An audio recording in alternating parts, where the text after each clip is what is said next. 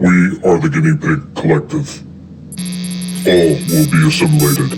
Resistance is futile. Hey everybody, what's going on? We are hanging out with Barnes, Mr. BattleBot, and G.I. Joe Pig. And of course you hear the music in the background, so you know what that means. It's G.I. Joe time. Yo, Joe! He'll fight for freedom wherever there's trouble. G.I. Joe is there.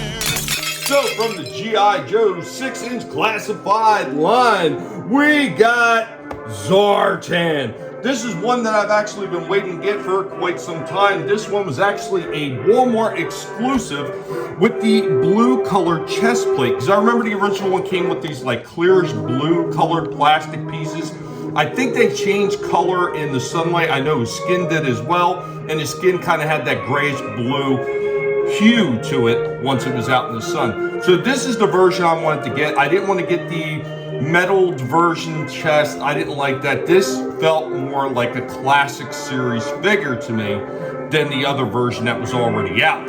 So, like I said, been waiting to get this one for a while, so now we finally get it, and we're going to take a quick look at this. Of course, all the artwork on the back, including Zartan's classified file, all sitting there. So let's get this sucker open. Oh, too easy. There's no place to run, Joes. So right out of the package, here we have Zartan. Zartan also did come with this nice little display base. Not really sure you need it because this one is actually standing up fairly well on his own. Of course, the hood is removable, and that's actually how he comes in the package, looking just like that. So let's go ahead and let's get some more of his extras out. We'll take a look at them, and then we'll go over the articulation of this figure. My, what a memorable face you have. Let's start with his face disguise. Now you can just slip this one right over top of the face of the figure, and you could do it without or with the hood on. Either way looks pretty good. He also comes with a backpack that actually does pop apart, so you could store extra face right in the back right there.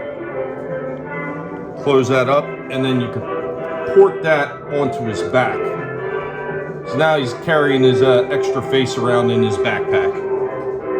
He does get down into a full kneeling pose. Of course, he's got his blaster in his hand. I love when these figures have enough articulation to get down to a kneeling pose, because if it could do that, it could do just about anything.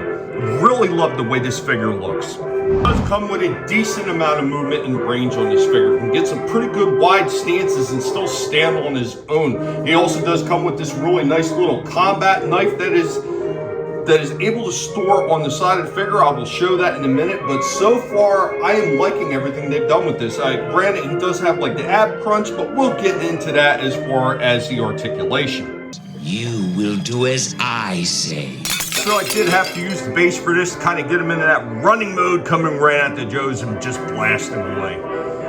This figure does look really nice. Some of the joints are a little bit on the sloppy side, but they aren't so bad that he doesn't hold a pose. Technically, you can store his gun on the side of his backpack.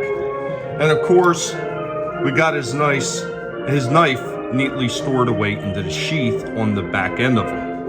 So let's go ahead and take a look at the articulation. So the standard articulation, he's got the waist turn right there. The belt does kind of pull back on it a little bit, but it doesn't really hinder it. He's got that U-cut in the middle for flexing back and forth. The head is kind of weird because he's got these two separate pieces that move around. So when you try to show off the head articulation, kind of moving, but he looks down a tremendous amount and looks up quite a bit as well.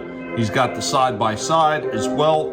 Lot of range in this neck, and it's not just the top of the head, there's a little bit down in the base as well. Really well done. Now the arms feel a little bit sloppy. They go all the way up and around, but they are kind of hindered by these pauldrons coming around.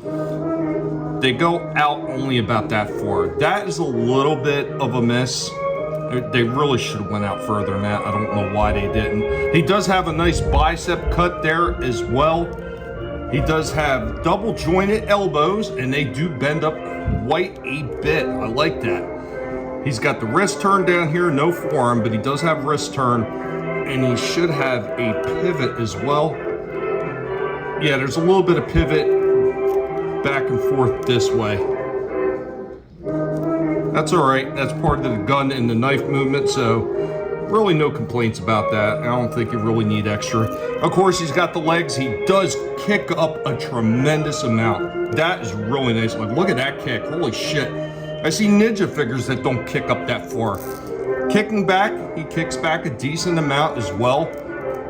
He does have the turn right here at the top of the thigh. He does have a double jointed knee. Get really good movement out of that as well. He does have a turn right here at the top of the shin, and he does have a good pivot down here at the toe, and of course a little bit of rock. Granted, the rock is it's kind of like it's on that weird ball where you got to kind of turn it sideways a little bit, but you can still get a fair amount of movement out of that. One last thing, the legs are drop down, so you do get that extra movement with the drop down hips.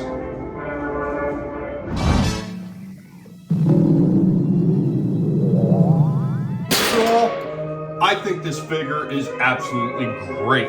I think that they did a hell of a job on this one. Yes, some of the joints are a little bit on the loose side, but once again, it's not so bad that you can't put them in any poses. I'm sure over time it'll probably get worse.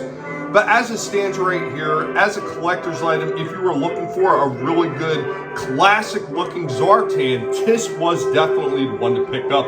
And if you are still fortunate enough to be able to find this one out in the wild, I would say go ahead and get it. This one, missing just a little bit in the way of articulation as far as the shoulders are concerned, and some of the joints just being a little bit on the sloppy side. I would still give this one a very solid 9 out of 10 for hitting all that classic feel with the original Zartan character. I am glad that I finally was able to pick this one up and get it into my collection. Anyway, guys, be sure to let our buddy Barnes know what you think about this one. We will catch you next time. Later, y'all. He never gives up, he'll stay till the fight's won. G.I. Joe will dare. G.I. Joe!